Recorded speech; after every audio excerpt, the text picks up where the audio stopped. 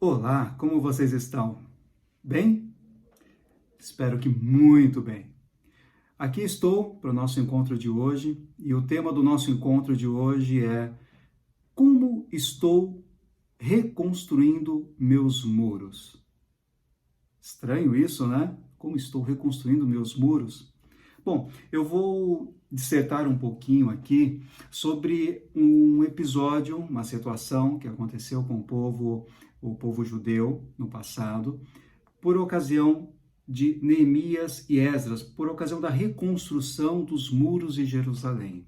Apenas para contextualizar, né, o povo judeu ele foi levado exilado, toda a região de Israel ficou comprometido e em um dado momento, ainda neste exílio, né, sobre o reinado persa, nós vemos Esdras, que profeta, sacerdote de Deus, que em um momento levantou-se para saber um pouco mais sobre aqueles que ficaram lá, que ficaram no que sobrou de Israel. E daí diz o relato no capítulo 9 de Esdras, o livro de Esdras, no capítulo 9, ele diz, né,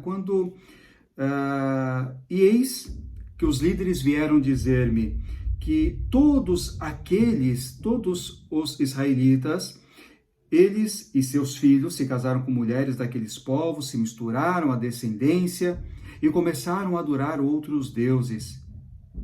E os líderes e os oficiais estão à frente nessa atitude infiel. Daí diz Esdras, quando ouvi isso, rasguei a minha túnica e o meu manto, arranquei os cabelos da cabeça e da barba e me senti estarrecido. Então, todos os que temiam diante das palavras do Deus de Israel reuniram-se ao meu redor por causa da infidelidade daqueles exilados. E eu fiquei sentado ali, estarrecido até o sacrifício da tarde. Veja o que estava passando em volta. Esdras ficou sabendo dessas notícias, comunicado pelos líderes contemporâneos, e esses líderes disseram, veja, todos ali já se debandaram. Poucos adoram ao Deus de Israel, poucos mantêm os ritos, poucos mantêm a fidelidade com o seu povo. E Esdras ficou extremamente estarrecido. Ele ficou aflito, rasgou as suas roupas e ficou abatido. E daí diz que ele ficou ali sentado, estarrecido, até o sacrifício da tarde. E diz o seguinte, no versículo 5 do capítulo 9, diz, então, na hora do sacrifício da tarde, eu saí do meu abatimento com a túnica e o manto rasgados e caí de joelhos com as mãos estendidas para o Senhor, o meu Deus. Vamos relembrar, Israel havia passado por um processo de destruição.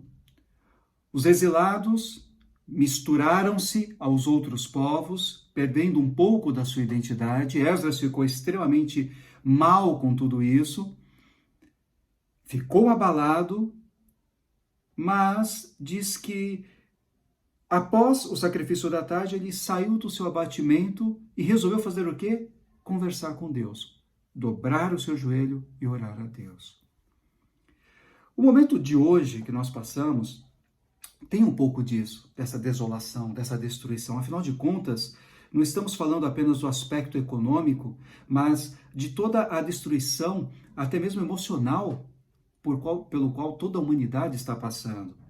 Pessoas e mais pessoas hoje se veem numa situação de total isolamento, de medo, de receio de sair de suas casas, de ser contaminado por uma doença que hoje ainda, né, estamos falando aqui no começo praticamente da pandemia, os primeiros meses da pandemia, ainda não há uma vacina, não há um remédio efetivo. Hoje, o momento é desolador, caótico.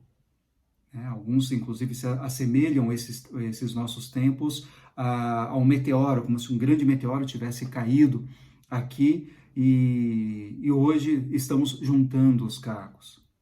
Pois bem, ele se abateu com tudo isso. Mas esse abatimento não durou muito, porque ele lembrava-se de que havia um Deus a quem ele servia, um ser maior que poderia auxiliá-lo. E foi o que ele fez. Ele dobrou seu joelho e começou a conversar com Deus. Paralelamente a isso, a essa atitude de fé por parte de Esdras, houve também uma atitude, e aí estou sendo redundante, mas houve uma ação. Houve uma ação por parte do seu contemporâneo Neemias. Neemias, ele era copeiro do rei Artaxerxes. E o relato diz o seguinte: e eis que também queria saber sobre meu povo. E eles me responderam: aqueles que sobreviveram ao cativeiro e estão lá na província passaram por grande sofrimento e humilhação. O muro de Jerusalém foi derrubado, suas portas foram destruídas pelo fogo. E quando ouvi essas coisas, sentei-me e chorei. Passei dias lamentando-me, jejuando e orando ao Deus dos céus. Talvez enquanto eu lia, você estava pensando, mas espera aí, esse estava diferente de Esdras. Esdras, ele ficou abatido até o sacrifício da tarde e então ele deixou de lado o abatimento, se prostrou diante de Deus. Aqui diz, no início, que ele, aqui no versículo 3, que ele sentou, versículo 4, que ele sentou, chorou, passou dias lamentando, mas jejuando e orando ao Deus dos céus. Diante da situação exposta, Neemias ele fez algo. A primeira coisa foi lamentar-se. Sim, afinal de contas, como humano, a sua compaixão, a sua dor, a sua empatia, o seu amor, a sua misericórdia, levaram ele a um forte lamento. Mas daí, nós vemos na sequência, jejuando. Aqui não vamos entrar muito na questão do jejum. Jejum, hoje se pratica jejum intermitente, e, enfim, os livros sagrados aqui falam de 3 tipos de jejuns, enfim, não vamos entrar ainda nesse mérito, mas apenas atentem-se ao seguinte: quando falamos de jejum, estamos falando de abrir mão de algo pessoal, de algo que nos acomoda, que nos faz bem, que nos acolhe. É exatamente o ato do comer, o ato do beber, é preencher algo, uma necessidade física. Então, ele praticamente, podemos dizer assim, ele abriu mão das suas necessidades físicas, abriu mão da sua necessidade pessoal e passou a focar exclusivamente naquilo que ele recebeu, aquela notícia que ele recebeu, de que o povo estava desolado, o muro de Jerusalém havia sido derrubado e as portas haviam sido queimadas pelo fogo. Neemias, então, ele lamentou, abriu mão, talvez, de desejos, de alguns sonhos, de alguma coisa pessoal, de ordem pessoal, e passou a focar naquilo. Passou a focar em algo que deveria ser feito. E começou a conversar de novo com Deus.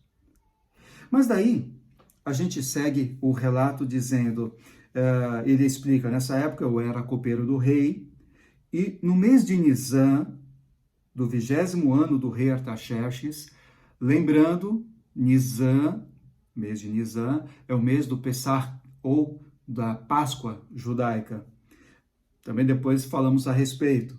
Mas, no 20º ano do rei Artaxerxes, na hora de servir-lhe o vinho, levei-o ao rei.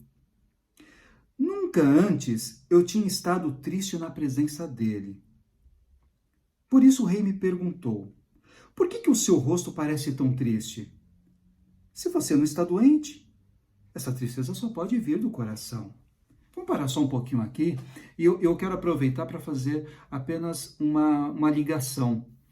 Quando a gente está falando de muros, de desolação, estamos falando um pouquinho também do momento que cada um vive, em qualquer aspecto da sua vida, seja no matrimônio, seja no seu trabalho, no seu empreendimento, seja em relação à sua saúde. Talvez, em alguns campos, ou um pelo menos, da nossa vida, passamos por algum momento de abalo, de destruição, onde os alicerces pareciam ter sido danificados. Não? Então, vamos transportar o conceito aqui de muro para algo que deve ser construído, ou que já deveria ter sido construído, ou que já deveria estar firme e edificado. Tudo bem? Porque aqui não é para fazer uma análise ou qualquer tipo de julgamento. Muito pelo contrário, a ideia é que nós possamos trazer à reflexão um pouco esse conceito de coisas que já deveriam ter sido feitas, coisas que deveriam ter sido construídas, ou coisas que fazíamos tão bem, ou que já fizemos muito bem, e por algum motivo, de repente deixou, de repente parou, de repente não fizemos mais, de repente foi destruído. Um sonho talvez que você tivesse, aquele sonho que você foi construindo ao longo do seu tempo, de anos, meses ou dias, não importa, mas que de repente, por qualquer motivo, parece que foi destruído, foi interrompido. Então, é nessa linha que eu quero conduzir aqui esse nosso papo, falando um pouquinho sobre esses muros que devemos reconstruir, que devemos edificar. Então, logo de cara, aqui no capítulo 2 de Neemias, a gente tem a seguinte situação, onde Neemias, ele vai servir o rei, e diz o seguinte: nunca antes eu tinha estado triste na presença dele. Aqui, a gente vai trazer um conceito muito interessante, que é o de fazer as coisas com alegria. Olha que coisa! Nunca antes eu tinha estado triste na presença do rei. Ele sempre executou as suas atividades com alegria, com entusiasmo, com motivação, de modo que aquele semblante triste que ele estava demonstrando na frente do rei era algo anormal, atípico, que causou espanto ao rei Artaxerxes. Percebe? Neemias, ele tinha um conceito de fazer as coisas com alegria. Era uma tarefa árdua, cansativa, preocupante, afinal de contas, dentre outras atribuições, ele tinha que sempre provar daquilo que o rei iria fazer uso. Essa também era uma das funções do copeiro. Então, era um trabalho de tensão, mas ele nunca havia estado triste. Como que nós agimos no nosso dia a dia diante de tantas facetas? Será que nos entristecemos? Será que nos enfadamos? Cansamos? Ficamos entediados? Será que precisamos sempre de um empurrãozinho, sempre de um sacode, sempre de alguém nos dar um levante, um ânimo, para então fazermos as coisas? Aí poderíamos ir para um outro caminho, né, sobre a questão da motivação, automotivação, enfim, mas também não vou deixar aqui apenas para reflexão. Quão felizes e gratos executamos as nossas atividades?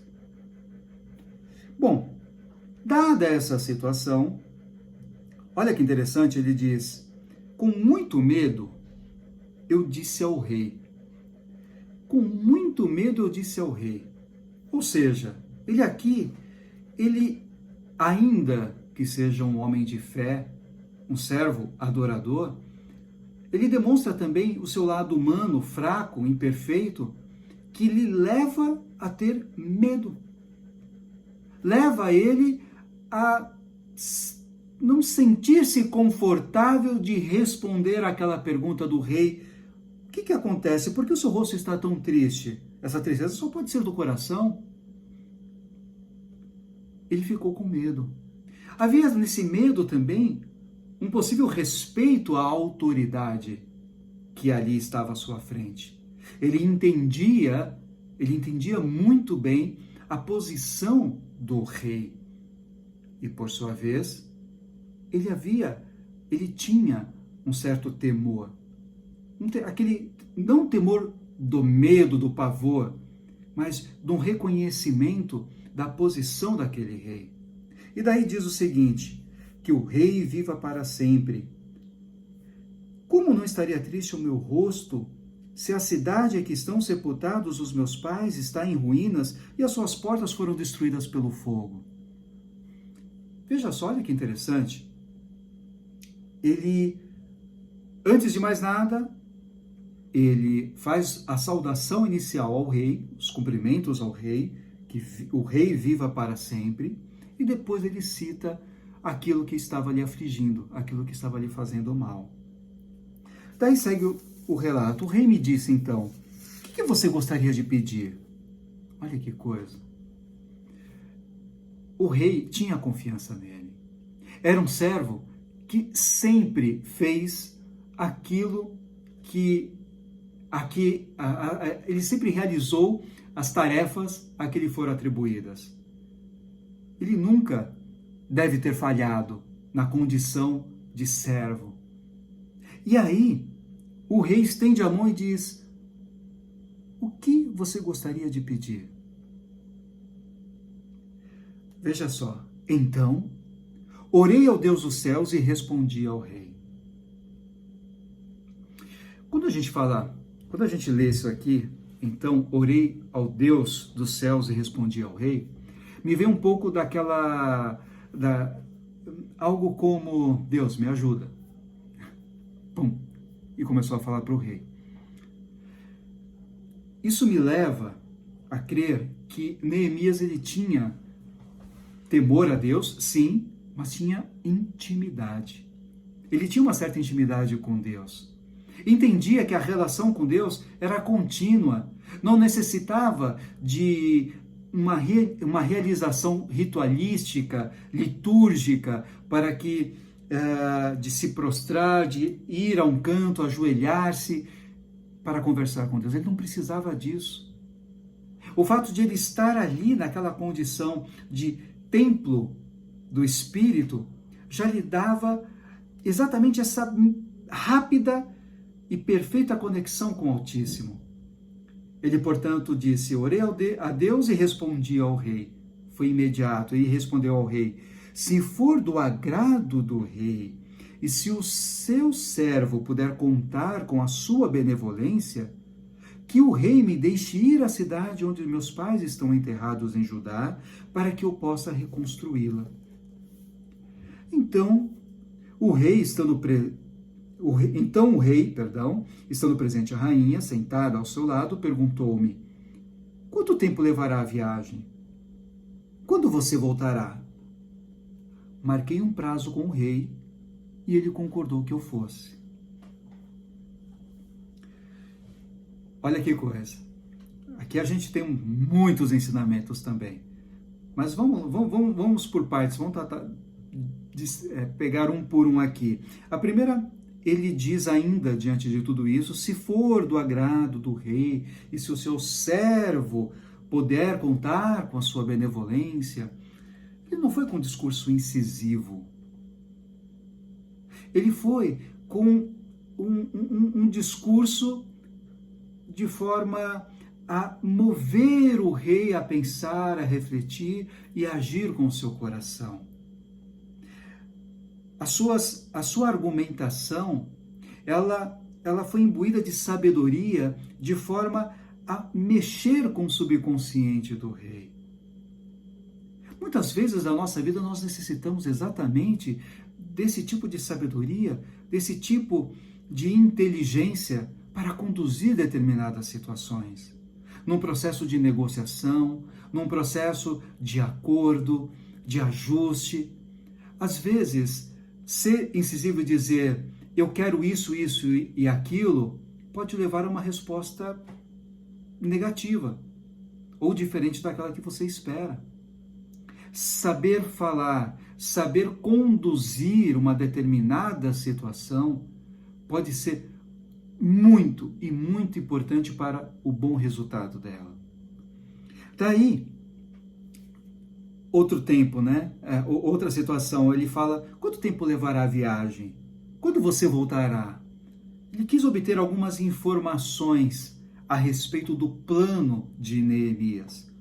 Até porque Neemias também, ele era um oficial, era um servo do rei, um servo oficial do rei, e provavelmente também dentre havia uma certa afinidade, e o rei queria saber, tá, mas quanto tempo vai demorar isso? E daí diz que ele marcou um prazo com o rei concordou e ele se foi. Veja, para marcar um prazo, ele também teve que pensar muito rápido. Mas pensar rápido não ajuda a trazer exatamente um prazo, a não ser que ele já tenha planejado algo. Muito provavelmente, durante os períodos em que ele, como disse lá no comecinho do capítulo 1, ele passou dias lamentando, jejuando e orando, ele começou a construir esse plano de reconstrução. Tanto que, quando ele chegou abatido para o rei, e o rei lhe viu triste, ele não foi pego de surpresa. Ele já sabia o que queria e pediu para o rei, deixe-me ir reconstruir a cidade, o local onde meus pais foram enterrados.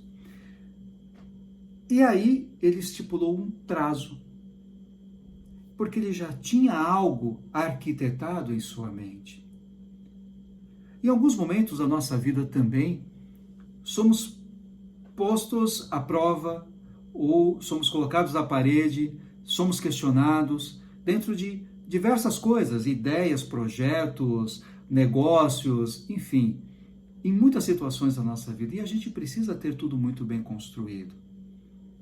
Por exemplo, de repente você com a sua esposa estão pensando em comprar uma casa. Aí você começa a pensar, faz o seu cálculo do que você tem, no fundo de garantia, mais algo reservado. Então, eu acho que está chegando o momento. Deixa eu conversar lá com a minha esposa, deixa eu lá conversar com meu marido a respeito desse meu projeto. Daí, você começa a falar, olha, então, a gente já está tanto tempo, talvez, morando aqui, ou ainda que seja uma casa própria ou de aluguel, mas, poxa vida, eu estava pensando em adquirir esse outro imóvel, construir neste bairro, neste local, com essas características, e, poxa, seria tão bom para nós, para nossa família, eu acho que um lugar mais confortável. E daí o seu cônjuge diz, poxa, gosto da ideia, mas como que você pretende fazer isso? Se você não tiver como, eu só estava pensando, ainda não tenho nada formado, provavelmente aquela conversa, aquele diálogo vai ser jogado no lixo. De nada vai valer. Agora, se você já tem... Então, eu estava vendo, eu tenho X na minha poupança reservado, tenho tanto de investimento, penso também em economizar tanto por mês, e você, com o que você pode também, o que você acha? Eu entendo que a gente tem condições de construir. Ou seja, aquilo que estava no plano das ideias passa a tomar forma. E as coisas começam a ficar mais fáceis de serem conduzidas. Mas deixa eu dar continuidade, porque senão a gente vai ficar aqui dissertando por uma série de outros pontos, enfim, que até poderemos, mas vamos deixar isso para outros encontros nossos, ok? E daí, diz o seguinte, a seguir acrescentei. Então ele já tinha dito, né, o prazo, havia acordado com o rei, e ele acrescentou, e se for do agrado do rei, eu poderia levar cartas do rei aos governadores do Trans-Eufrates para que me deixem passar até chegar a Judá. Ele já planejou também a sua ida, já enxergou algumas dificuldades que poderia ter e se antecipou. Ele viu que ali havia uma possibilidade de se antecipar. Então ele aproveitou que o rei Artaxerxes estava de coração molinho, estava extremamente benevolente, falou, deixa eu aproveitar mais um pouquinho, e daí nisso eu já me beneficio, já consigo ajeitar algumas coisinhas. O que ele fez? Ele falou, majestade, se puder também, escreve umas cartas assim, né? Carimba aí com a sua assinatura, para que eu possa levar aos governadores e dizer, olha, né, eu estou passando aqui por um projeto que eu tenho e tenho o aval do rei. Ele quis evitar dificuldades, quis evitar que alguns contestassem o porquê ele estava transitando por aquele território ou levando algumas coisas mais, percebe? Ele pensou no médio e longo prazo. Opa, aqui até então, médio prazo, curto e médio prazo. Ele pensou a longo prazo num algo mais aqui. E daí depois, diz o seguinte, deixa eu só localizar aqui, versículo... Ah, perfeito. O versículo 8, que diz o seguinte: e se eu puder também levar madeira, olha só que coisa, e se eu puder também levar madeira para ajudar a reconstrução dos muros da cidade e para a residência que eu irei ocupar, visto que a bondosa mão de Deus está sobre mim, o rei atendeu os meus pedidos. Perdão, eu li aqui de forma errônea, não coloquei os pontos. E também uma carta para Asaf, para que ele me forneça madeira para a reconstrução dos muros e para as portas da cidadela, que fica junto ao templo, para os muros da cidade e para a residência que irei ocupar. Daí diz ele, e visto que a mão bondosa de Deus estava sobre mim, o rei atendeu os meus pedidos. Então ele foi, e foi aos poucos. Se o rei talvez ele dissesse, tá bom, vai, mas não é bem do meu agrado, talvez ele não tivesse pedido absolutamente mais nada. Mas como ele construiu muito bem a sua argumentação, a sua conversa com o rei, ele foi vendo que tinha condições, tinha oportunidade ali de poder tirar um pouco mais, obter um pouco mais para ajudá-lo no seu processo, tanto de caminhada, tanto de ida até a terra de Judá, até Israel, como também para reconstruir as muralhas e até o local onde ele ia, a residência onde ele ia habitar. Pois bem, aqui já tiramos bastante lições e imagino que talvez a sua cabecinha já esteja aí refletindo em muitos pontos. Mas daí, a gente segue já no processo, ele foi, caminhou, enfim, chegou em Jerusalém, e chegando em Jerusalém, diz o seguinte, depois de 3 dias de permanência ali, saí de noite com alguns dos meus amigos. Falar hoje, em tempos de pandemia, em sair com os meus amigos já vai levar aí a outros pensamentos, né? Poxa vida, há quanto tempo que estamos aí em isolamento, mas olha que coisa interessante, não vamos desfocar. Diz o seguinte, né? Cheguei a Jerusalém depois de 3 dias de permanência ali, saí de noite com alguns dos meus amigos. Então ele ficou 3 dias, ele está muito relacionado à base, está muito relacionado a um processo anterior à construção, né? Então 3 ele está muito ligado a isso. Por confirmação, enfim, aí tem também a gente poderia entrar um pouco mais na parte de numerologia espiritual, mas o 3 também está ligado à inteligência, perspicácia, enfim. Mas depois de 3 dias de permanência ali, ele saiu com os amigos. Porém, eu não havia contado a ninguém o que meu Deus havia posto em meu coração que eu fizesse por Jerusalém. Não levava nenhum outro animal além daquele que eu estava montado.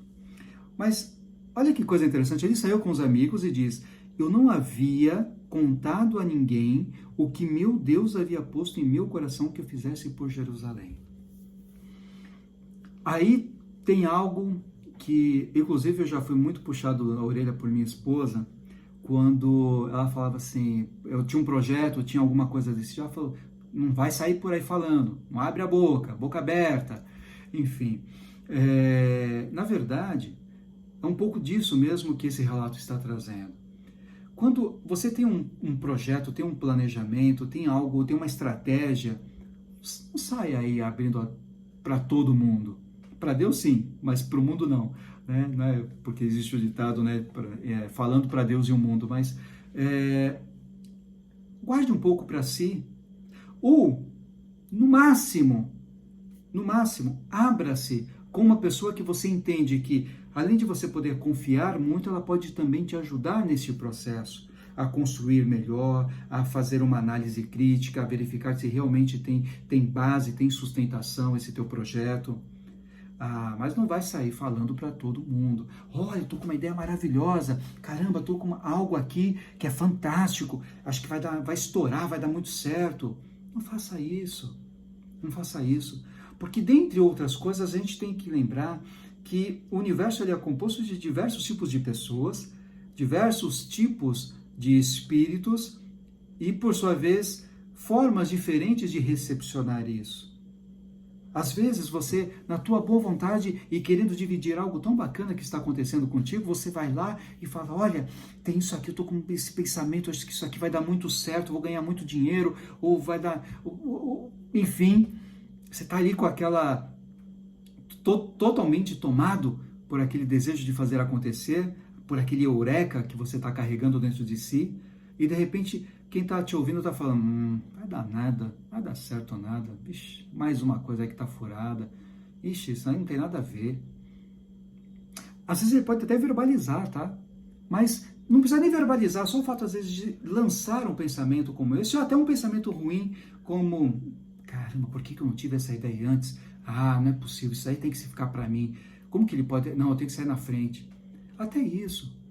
Você vai falar, poxa, mas eu não posso... Não, como disse, tente fazer com que o seu projeto fique a 7 chaves, guardado, até que você consiga executar, e a cada passo, aí sim, você vai abrindo talvez um pouco.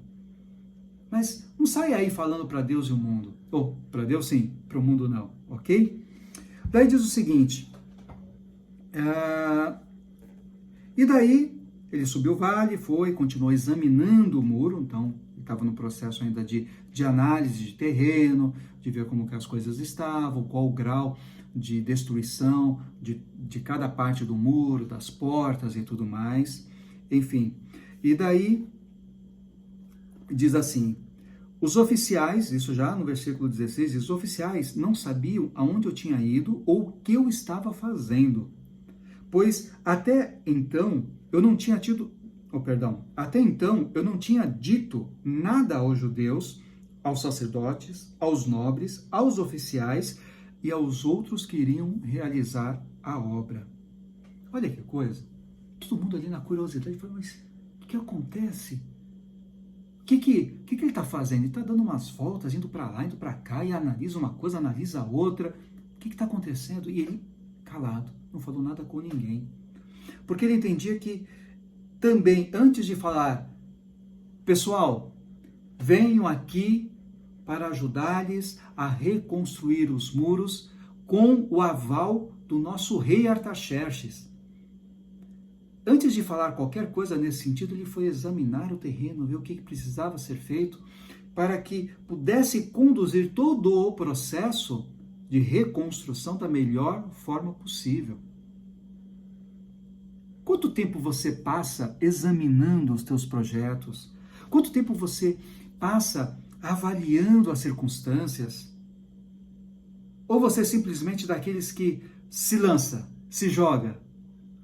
O risco é um pouco maior, bem maior, aliás. Diz um ditado que eu amo, um ditado oriental, que se me derem 8 horas para cortar uma árvore, eu vou passar 6 horas afiando o machado. Sabe para quê? Para que eu tenha menos trabalho na hora de cortar a árvore. Então, veja que o processo de preparação é muito importante.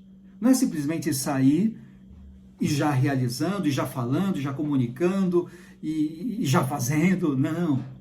O processo ele é mais sereno, é mais calmo, é de análise, é saber exatamente que terreno você vai encontrar, que condições, como você vai se preparar para cada uma dessas condições. O processo é diferente, consegue perceber? Pois bem, daí, só depois de examinado, diz o seguinte, então eu lhes disse, vejam a situação terrível em que estamos. Jerusalém está em ruínas, suas portas foram destruídas pelo fogo, Portanto, venham, vamos reconstruir os muros de Jerusalém para que não fiquemos mais nessa situação humilhante. Também lhes contei como Deus tinha sido bondoso comigo e o que o rei me tinha dito. E eles responderam: sim, vamos começar a reconstrução. E se encheram de coragem para a realização desse bom projeto. Olha a reação deles, percebe? Uma vez que ele era detentor de todas as variáveis, uma vez que ele havia examinado muito bem o seu terreno, ele então comunicou o porquê ele estava ali, para que ele tinha ido. E disse também tudo aquilo de bom que havia acontecido, ou seja, toda aquela bagagem que ele estava carregando consigo, aquela bagagem boa, onde havia uma conversa especial, muito especial com Deus, onde havia o aval do rei. E aí, todos se encheram de coragem e foram realizar. Dentro de vários projetos, né, inclusive, por exemplo, até projetos pessoais do contexto de saúde, de cuidado com a saúde, a gente tem que fazer as coisas de forma muito cuidadosa, muito bem trabalhada, muito bem construída. Não é simplesmente, por exemplo, se a sua vontade, se o seu desejo é reduzir, por exemplo, peso ou algo nesse sentido, ou ganhar massa, ou o que seja, não basta simplesmente falar, segunda-feira eu vou cortar carboidrato, vou cortar todas essas proteínas animais, vou viver só de água, vou viver só de luz. Não adianta, tem que ter um processo. As coisas têm que seguir um processo, tem que ter planejamento, tem que ter estudo cuidadoso, tem que ter um entendimento do terreno, ou seja, por exemplo, estou falando agora de saúde, tem que entender, tem que fazer diversos tipos de exame de sangue, de urina, diversos outros de avaliação da sua condição física, como que está o teu coração, como que está como está o teu metabolismo, como que está os seus níveis de vitaminas, de hormônios. São tantas variáveis. Não adianta simplesmente, hoje eu vou começar então. Não é assim. É necessário um processo. Uma vez que você assume este processo, todo o restante fica mais fácil. Aí você se enche de coragem. Ou até as pessoas que estão à sua volta se enchem de coragem e passam a ser pessoas que vão te estimular a conseguir esse seu objetivo. São pessoas que vão falar, puxa vida, ele construiu tão bem, ele estudou, ele analisou, ele avaliou tudo isso. Putz, vou dar uma mão para ele, vou dar uma força para ele, seja força moral ou uma força física, não importa, mas as pessoas em volta também se sentirão encorajadas nesse teu objetivo, percebe? Leve isso para vários outros campos da sua vida, ok? E daí diz o seguinte, quando, porém, olha, sempre tem alguém aqui, ó, veja aí a situação, quando, porém, Sambalate, o Horonita, e Tobias, o oficial amonita, e Gesem, o árabe, souberam disso, zombaram de nós, desprezaram-nos e perguntaram-nos, o que vocês estão fazendo? Estão se rebelando contra o rei? Eu lhes respondi, o Deus dos céus fará que sejamos bem-sucedidos. Nós, os seus servos, começaremos a reconstrução, mas, no que lhes diz respeito, vocês não têm parte nem direito legal sobre Jerusalém, e em sua história não há nada de memorável que favoreça vocês. Olha que situação, daí vem uma onda contrária. Vem Sambalate, Tobias e Gesem zombando, diz aqui, desprezando, e perguntaram, o que vocês estão fazendo? Olha, não serão poucos Sambalates, não serão poucos os Tobias, não serão poucos os Gesems que vão aparecer na nossa vida, não. Quando você está imbuído de algo, haverá uma força contrária. Creiam nisso. Essa força contrária pode vir de diferentes formas. Mas a mais comum são exatamente pessoas que são como que plantadas na nossa vida, aparecem na nossa frente para tentar nos desestimular, para fazer-nos desistir, para fazer-nos desacreditar em nós, desacreditar em Deus, desacreditar no projeto, no plano. São pessoas que surgem em nosso meio simplesmente com o seu negativismo, com o intuito de, não sei, mas no fundo com o objetivo de desviar-nos do nosso propósito. Que ganham com isso? É isso que eu queria colocar. Que ganham com isso? Não sei. Mas existem pessoas que são colocadas, que vêm no nosso caminho com esse intuito de nos desmotivar, desestimular, fazer-nos cair. E daí, veja a resposta dele, que interessante. Primeiro ele coloca que o Deus nos céus fará que sejamos bem-sucedidos. Sabe aquela frase já conhecida? Muitos falam, mas poucos praticam com fé. Se Deus é com nós, quem será contra nós? Se Deus é por nós, quem será contra nós? Isso era o que Neemias carregava. Afinal de contas, se Deus estava com eles, eles seriam bem-sucedidos. Não havia dúvida. Não tinha de onde surgir qualquer dúvida. A fé estava estabelecida. Não somente a fé, como também todas as condições, ele já havia construído muito bem, alicerçado muito bem, planejado. Quando ele foi ao rei, ele já havia, na sua mente, colocado tudo que ele queria, tudo que ele precisava. Ele trabalhou bem isso. Como que poderia dar errado? Mas Sanbalate era chatinho. Era ali, ó, Sanbalate, Tobias, enfim. Pois bem, daí saiu o relato aqui, foi falando sobre as construções, enfim. E daí tem uma situação interessante, né? Quando começaram a reconstrução das portas, diz, e eles puseram os batentes, estrutura, colocaram as portas, os ferrolhos e as trancas no lugar. Eles estavam, portanto, preocupando-se também em não deixar nada entrar. Passou, então, a melhorar o seu filtro. Aqui já estou trazendo para o nosso entendimento, para a nossa leitura. Eles já pararam, então, e foram reconstruir as portas para certificar-se de que, se tivesse querendo entrar inimigo ou algo não convidado, então que teriam todas as condições necessárias para poder barrar. E daí segue a construção, enfim, e diz o seguinte, aqui no versículo...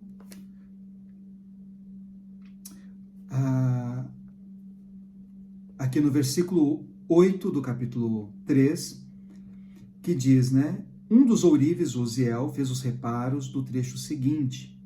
E depois, Ananias, um dos perfumistas, fez os reparos ao seu lado.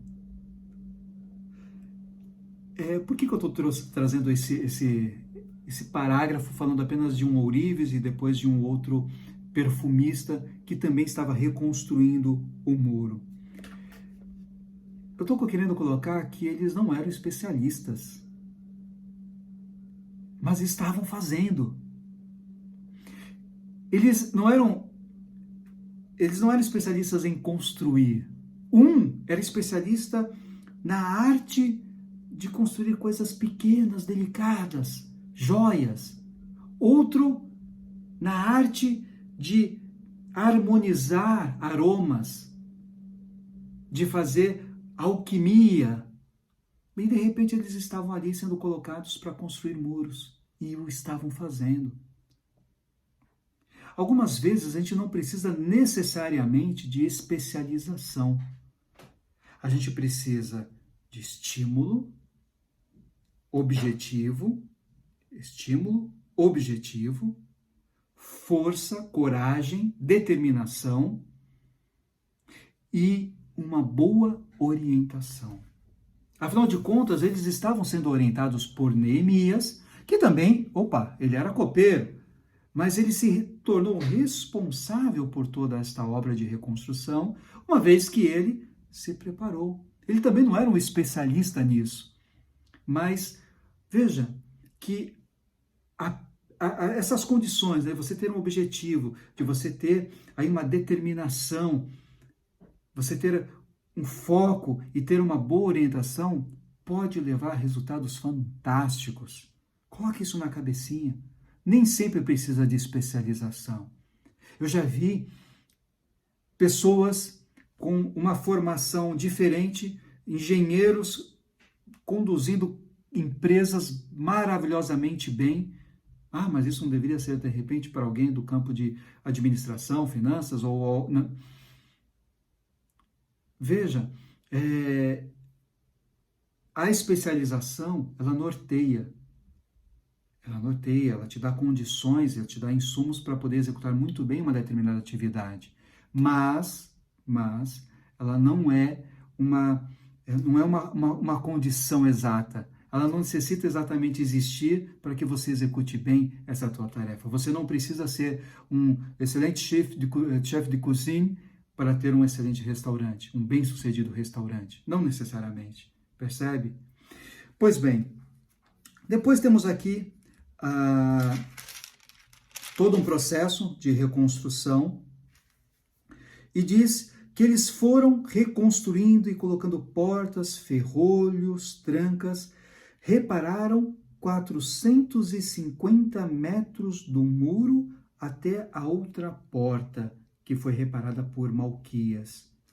E cuidaram-se para que todas as brechas fossem tampadas. E aí? Será que estamos dando brecha também nas nossas reconstruções?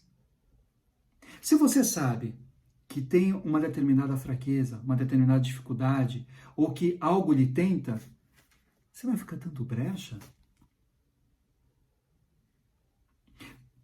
Aí a gente pode ir para vários campos. Vamos pegar o campo, então, que eu acabei de citar em relação à saúde. Você, de repente, se põe de obter uma alimentação mais saudável, a fazer uma reconstrução do teu físico. E daí, você fala, bom, eu preciso eliminar algumas coisas que conhecidamente são prejudiciais, são viciantes, mas são prejudiciais, como o glúten, como o açúcar refinado, enfim. Mas daí você vai ficar sempre naquela, eu vou comprar tal coisa, passa no mercado, vou levar isso aqui, vou comprar esse pacote de bolacha, mas só vou comer uma. Não vai fazer mal, tranquilo. Aí você vai lá e uma só. Gostosa, açúcar é viciante, né? 2. Nossa, muito bom. 3. Quando foi ver, já foi o pacote inteiro. Todo aquele processo que você estava vindo, construindo, foi. Se perdeu. Vida. Na família.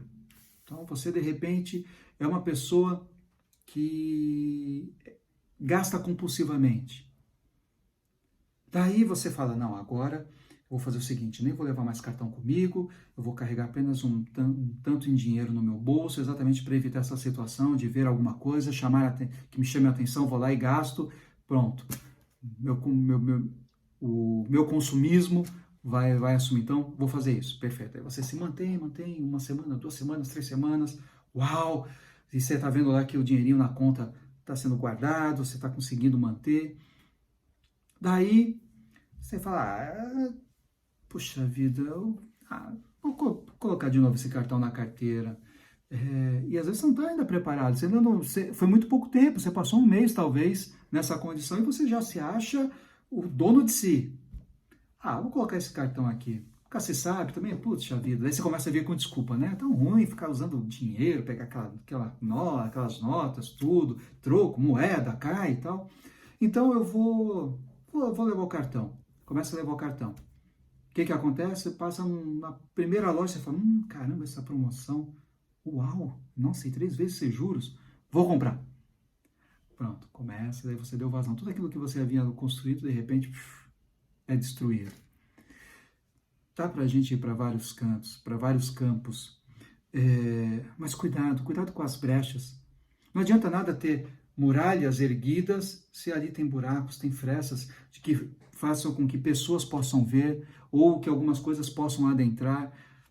Cuide das brechas, cuide das portas, cuide para que não haja absolutamente nenhuma fresta que faça com que toda essa sua estrutura que você tem construído, ela venha a ficar fragilizada, venha a ser colocada em xeque. Percebe? Daí depois, olha aí, diz o capítulo 4, quando o Sambalate, lembra do Sambalate? Pois é, quando o Sambalate ele soube que estávamos construindo o muro, ele ficou daí furioso. Primeiro ele estava numa condição diferente, né? Ele estava zombando, vocês não vão fazer nada aqui, enfim, tirando uma com eles, daí de repente ele viu que a coisa estava ficando séria e ficou furioso, diz o relato. Opa, alguma coisa mudou, ele viu que realmente eles estavam levando muito a sério. E daí ele passou a ridicularizar, diz assim, ridicularizou os judeus e na presença de seus compatriotas e dos poderosos de Samaria disse, o que aqueles frágeis judeus estão fazendo? Será que vão restaurar o seu muro? Ou irão oferecer sacrifícios? Irão terminar essa obra?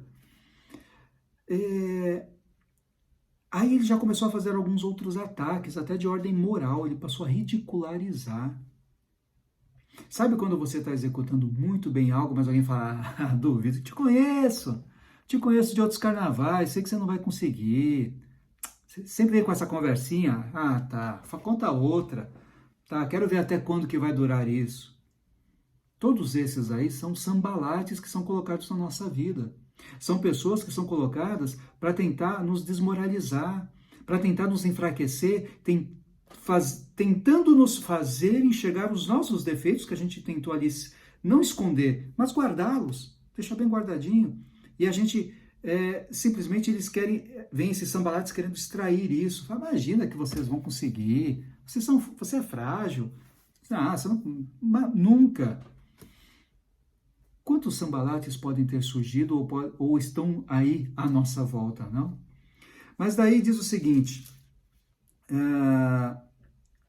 daí, olha que coisa, vem o Tobias, né? Lembra o companheiro lá de Sambalate? Ele ainda diz o seguinte, ele completou, diz o versículo 3, pois que construam, basta que uma raposa suba lá para que seu muro de pedras simplesmente desabe. De novo, ele vendo que ele estava empenhado naquele objetivo, estava ali, ele tinha colocado um objetivo, com reconstruir o muro, todos estavam empenhados, todos estavam determinados, corajosos, enfim, imbuídos daquele sentimento realmente de vou fazer isso, dessa vez definitivamente a gente vai conseguir isso.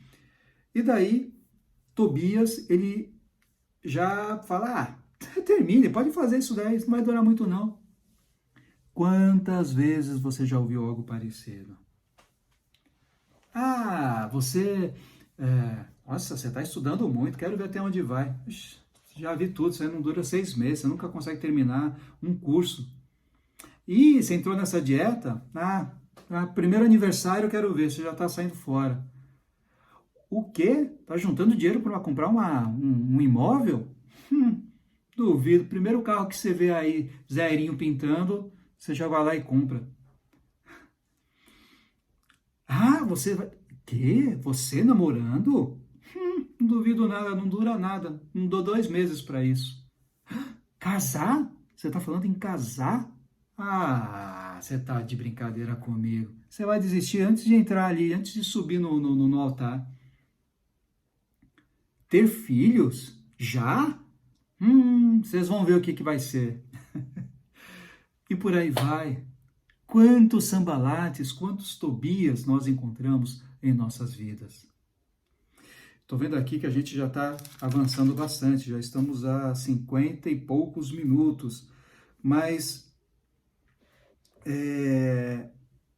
eu quero apenas terminar aqui com o capítulo 5, versículo 14 em diante, que é sobre um exemplo de Neemias, tá bom? E daí a gente fecha aqui, a gente foi indo, exemplo dos nossos encontros, e quando foi ver o tempo já passou, mas diz o seguinte, além disso, Desde o 20º ano do rei Artaxerxes, né, o rei que era o rei de Neemias, quando fui nomeado governador deles na terra de Judá, até o 32º ano do seu reinado, durante 12 anos, nem eu nem meus irmãos comemos a comida destinada ao governador.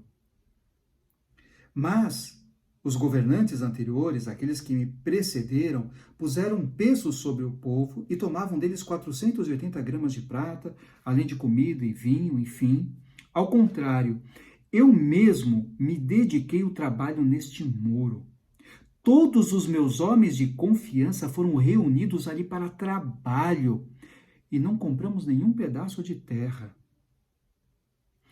Todos os dias eram preparados. A minha custa, um boi, 6 ovelhas, enfim, ele cita aqui um pouquinho de tudo que ele fazia para aqueles que estavam ajudando a ele.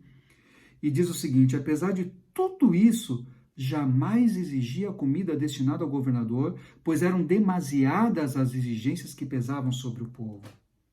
Lembra-te de mim, ó meu Deus, levando em conta tudo o que fiz por este povo. Talvez nessa leitura ainda não deu para pegar direitinho, mas olha, ele reconstruiu, ele conseguiu chegar no seu intento, no seu objetivo, fez tudo com muito esmo, com muito carinho, com muita dedicação. Ele teve muita entrega dele, ele mesmo diz, né, que eu me coloquei para construir esse muro. Ele chegou ao final, ele conseguiu chegar ao resultado final. E daí diz que o rei Artaxerxes o nomeou como o governador daquela região. Só que olha que coisa, durante 12 anos, nem eu, nem meus irmãos, comemos a comida destinada ao governador. Ele conseguiu atingir o seu objetivo, mas ele não mudou os seus hábitos. Ele não mudou o seu jeito de ser. Ele não alterou a sua forma de se comportar. Aí a gente faz uma outra reflexão. Existem algumas pessoas que conseguem algo na vida e mudam. E ficam arrogantes, prepotentes, chatos, snobs, irritáveis. Pessoas que mudam seu estilo, seu jeito de ser, seu local de frequentar, a comida que estavam acostumados. Já ouviu falar naquela expressão de subir a cabeça? Geralmente isso acontece quando alguém ganha, ou quando alguém se eleva socialmente, quando ganha um bom dinheiro, quando passa a usufruir de um outro status dentro da sociedade, sobe para a cabeça, mas algumas outras coisas poderão levar também a, de repente, aquela tua conquista te levar a uma situação de arrogância, de presunção, não sei, pode te alterar. Não deixe que isso aconteça, não. Quando você alcançar o seu objetivo, não permita-se mudar. Certifique-se de que você não mudou. Converse com amigos que lhe são sinceros e pergunte: vem cá, diante de tudo isso que passou comigo, de tudo isso que eu conquistei, eu mudei alguma coisa? Esteja apto, esteja muito disposto a escutar. Isso pode determinar o quão bem-sucedido será nos seus demais projetos. Não permita que o alcance dos seus objetivos lhe leve a uma situação de status, de estado, de uau, eu sou muito bom. Não se eleve, conquiste, mas mantenha a humildade, compartilhe com outros as suas coisas. Aqui diz que Neemias ele continuou com seus hábitos anteriores. Ele diz: nem eu nem meus irmãos comemos a comida destinada aos governadores. Ele era de direito, ele até poderia, afinal de contas ele conquistou, ele era então o governador. Mas ele não mudou seu estilo, ele não mudou sua forma de ser. Sabe por quê? Porque primeiro ele reconhecia que tudo o que ele fez foi também com a ajuda de Deus, não foi por si só. Deus lhe deu sabedoria, lhe deu condições, Mas também Deus lhe ofereceu diversas outras coisas, dentre essas a benevolência do rei e tantos outros materiais de ouro, prata, bronze, de madeira e tantas outras coisas materiais para a reconstrução do templo, ou dos muros de Jerusalém. Mas ele entendia que ele era uma peça ali. Foi estratégico, foi sábio, foi perspicaz, foi inteligente, cuidou da base, mas ele era uma peça dentro de um projeto maior, que era o projeto de Deus.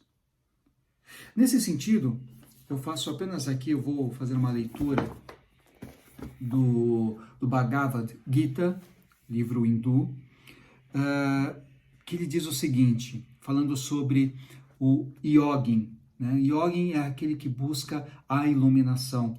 Ele diz, mas o yogin, empenhando-se com esforço, purificado da culpa, aperfeiçoado no decorrer da caminhada e de muitos caminhos, segue então o caminho supremo. Dentre todos os yogins, aquele que, diz como Deus dizendo, aquele que me adora com fé e cujo eu íntimo, o que seria o eu íntimo? O aspecto mais profundo da mente humana. Quando o eu íntimo encontra-se absorto em mim, ou seja, em Deus, é tido como aquele que mais me tem. Isso está no capítulo 6 do Bhagavad Gita, capítulo 6, que é o Yoga da Meditação, nos versos 45, 46 e 47. Ter Deus, respirar Deus, faz-nos ter uma fé diferenciada. Faz-nos entender, inclusive, faz-nos entender e faz-nos enxergar com muita humildade cada uma das nossas falhas, todos os nossos defeitos, onde precisamos trabalhar, portanto, cada uma das nossas brechas. E diz ali, aqui no Bhagavad Gita, que o yogin purificado da culpa, ou seja, ele reconhece esse seu estado e eleva-se, entendendo que na sua junção com Deus, isso lhe faz um ser diferenciado. Esse ser diferenciado, ele se eleva em espírito, mas o seu espírito lhe faz manter uma condição de humildade, de serenidade, de bondade, de benevolência, tal como Deus e todas as coisas à sua volta também se demonstraram a você, dentro dos seus projetos, dentro dos seus propósitos.